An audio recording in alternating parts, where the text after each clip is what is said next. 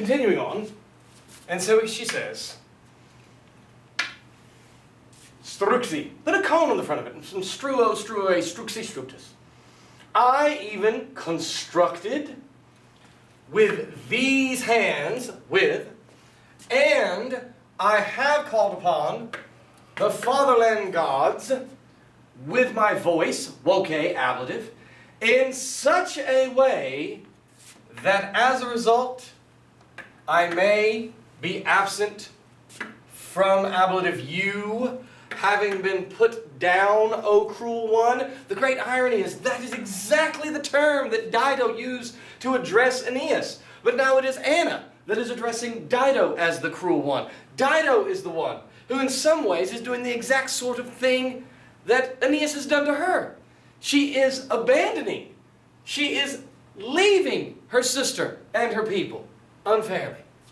And this posita, from pona ponere posui positas, very often in poetry, you understood today what it means having been put down, as in you put down an animal. In other words, died. You have extinguished, and it's really extinxisti, but again, it is syncopated. You have extinguished, you and me, and your people, and the Sidonian fathers, and your city. Sister, it's not that you have killed yourself. You've killed yourself and me, your sister. Talking directly to her. And your people, and the Sidonian fathers, and your city. Grant it, dodare dedidatus, give it. That. Here we have abluam, which is understood as though there was an ut with it. That I wash the wounds with clear waters. Lymphis is where we get the word lymph. And if any, si nisi numene, all the ales fall away. If any breath, halitus is a breath, exhale, wanders above, and it's any final breath, grant it that I take it up. Remember that lego can not only mean read, but it can mean to select, to choose with my mouth. What is being described here is kind of like the ancient Roman rituals of last rites, of the ceremonial washing of the body, and also the ceremonial taking up of one last breath into your own body and your own breath, as though you preserve the spirit in some way. And that is what, of course, she is asking for, that is here. Sic fata. Thus having spoken. Remember that fata comes from for, fari, fata sum. She, ewaserat, had evaded, but not really that. She had climbed the high steps, the high grades. This would be the steps of the funeral pyre. And having embraced a perfect passive looking participle, amplector, amplecti, amplexus, having embraced the half-alive sister. In her lap, in her fold, she was cherishing her with a groan, cum gemitu, and she was drying her black wounds, her black gores, her black or dark, like scars even, weste, with her clothing. And that one, and this refers of course to Dido herself, konata, perfect passive looking participle, modifying illa, having tried, konor, konari, konatasum, having tried to lift up tola, tolere, sustuli sublatus, her heavy eyes. Again, she fails. Facio facere, with a day on the front of it, means to fail. So she fails. Can't even open her eyes. And the infixum vulnus, the pierced wound, hisses, screeches under her chest. And 3 times lifting up herself, atolenes, from that same verb atolere, lifting up herself 3 times, and adnixa, having lifted up, or having leaned upon, adnixa, a perfect passive looking participle again, with her elbow, she lifted up herself. So she, of course, props herself on the elbow. And 3 times revoluta est. Volvo, volvere, wolui. It means, of course, to roll, but here it is, to roll back. 3 times she has been rolled back. She was rolled back on the couch. And with her wandering eyes, and we have to then scroll to 692 to see the second part. And with her wandering eyes, let's see if we can get both of them up at the same time. Up, maybe you can make it out. She sought, quairo, quairere, quaesivi, quaesitis. She sought the light, Kylo alto, in the high sky. She sought the light. She was looking for some sort of a light to see, not a light like the afterlife, but just anything in her dying moments. Que, ingemuit que, and with it having been found, reperio reperire, reperui repertus. And you can understand it with, let's say, Luca. And with it, the light having been found, she groaned. And it is at that moment the death occurs.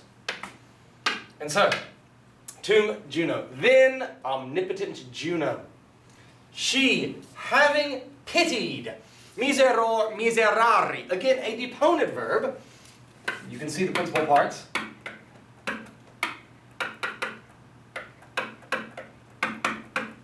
Having pitied the long grief and the difficult deaths.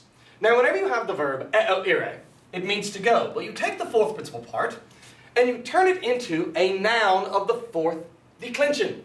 Eo ire ii itus. And when you put an ob on the front of it, or you put a pair on the front of that verb, it means to die. It's where we get the word obituary. It's where we get the word perish, like pereo, This is a perir, last call for any to perish, students to who die. want to get a lunch So, from the cafeteria having register pitied at this time. the long grief and the difficult deaths, the circumstances, she sent down, meromerere misi misus, Iris. Mercury is the messenger for Jupiter. Iris, the goddess of the rainbow, is the messenger for Juno. From Olympus, Iris, who would loosen, solvere. And this is a relative clause that shows purpose. That's why it is a subjunctive.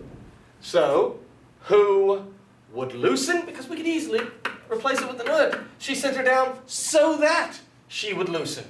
Her wrestling spirit, the wrestling spirit of Dido, it's in a tragic death. It's not a peaceful death. It's not a peaceful exit. And the bound, the nexos, limbs. 4. Since she was perishing, literally going through, but it means to die.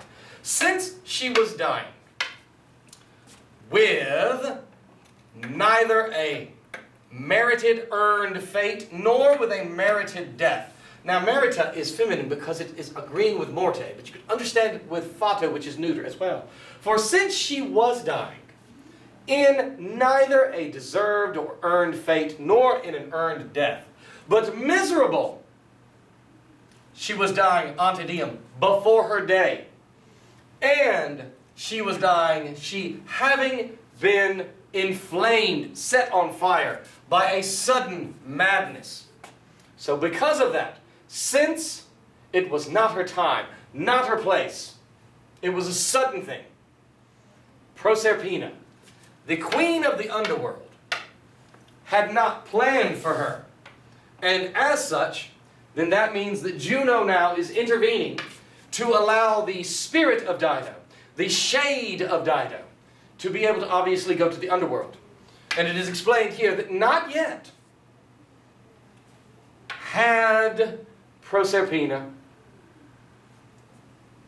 brought, remember, Pharaoh Fairy Tulilatus, not yet had Proserpina brought the crinem flavum, the golden, the blonde hair, from the vertex, the peak of the head, for that one. And not yet had Proserpina assigned her head to Stygian Orcus. And so, in order to take your place in the underworld, a lock of your hair has to be designated, and your head itself has to be designated for the underworld. But Proserpina had not already planned that, because Proserpina, the queen of the underworld, had not expected Dido to have died in these circumstances so suddenly. And so that is when Iris steps in. Therefore, Iris, the goddess of the rainbow, she, dragging, present active participle, modifying it, trahari, dragging 1,000 various colors with the sun facing, and that's exactly how a rainbow appears. It is always on the opposite side of the sun, and it is Iris, dewy, filled with dew, because again, the rainbow only occurs in the morning or in the late evening. You will never say a rainbow in the middle of the day. Therefore, Iris, dewy with saffron-colored croquetis, feathers, through the sky, dragging 1,000 various colors, with the sun opposite, she devolat, volare. She flies down, and she took up a position above her head. She's going to take that lock of hair.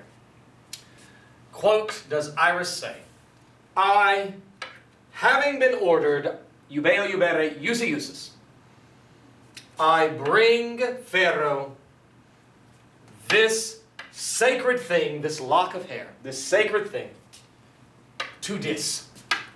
Dis is another term for Pluto himself or the underworld itself. So I'm having been ordered to bring this sacred thing, and I loosen solvo solvere you from that freaking body. The you represents the spirit, the soul, the shade of Dido that is being released by Iris. Ordinarily, it would have been Proserpina to have done this, but of course, again, it's before her time.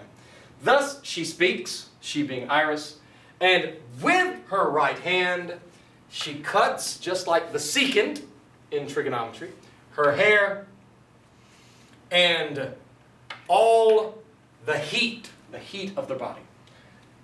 All together, her heat having slipped away, labor labi lapsisum, perfect passive looking participle, and her life, her vita, receded, went away into the breezes. And so she releases her soul by taking that lock of hair. And in that way, obviously, it so ends for Dido. And we will not see her again until book 6 in the underworld, when Aeneas is going to encounter her and come to realize what has happened. So, study up, do well. Thanks.